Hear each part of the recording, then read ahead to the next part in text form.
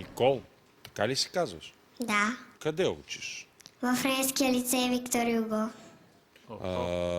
Сериозна работа. А френски вече говориш ли? Да. Кажи ми нещо на френски. Бонжур. Какво ще ни изпееш? Малка съм аз. Да? И Бяла Коледа. Давай малка съм аз. Малка съм аз и всеки ден, без да спирам, бързо у нас се прибирам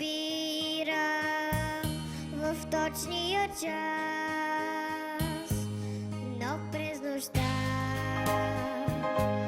мога без край да сънувам и по света да пътувам към любовта. Като порасна, ще открия романтика, по-прекрасна от всичко, което мечтая сега. Малка съм аз. И коя е тая песен, бе, красавице? Аз не съм я чувал. Много интересно. Евгений, имаш информация за това? Никаква представа нямам коя е песен. Другата песен коя е? Бяла Коледа. Айде да чуем за Бялата Коледа. От кога ю чакаш ти, от кога ю чакам аз, всички пак да ни събере.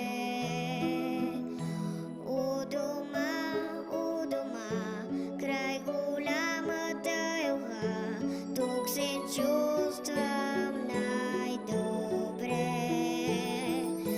През прозореца навън, пак е бяло като в сън, и деца играят в снега. И загледана в тях, в мечти потъвам пак, и с теб ли е така? Бяла Коледа е, като приказка е, и дано не спре да вали.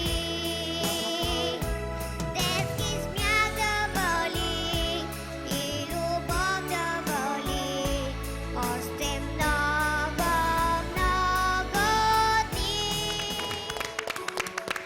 Какви са тия песни, бе? Къде пееш ти? Аз въобще не съм ги чувал. Това са писани специално за тази музикална детска група, в която си ли? Да. Как се казва тя? Казва се Пеещите кенгура.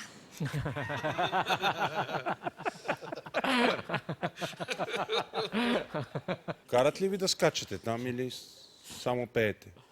И танцуваме? Но не скачате. Не. А има да знаеш за друга детска група танцуващите хипопотамчета или нещо такова? Не. Аз участвах в тази група. Като малък. Танцуващите хипопотамчета, като малък. Пеещите Но се кенгура. разпаднахме. Между другото, сега да оставим кенгурата настрани. Ти си много талантлива. Мерси. И много красива. И въобще си много музикална. Много. Мерси.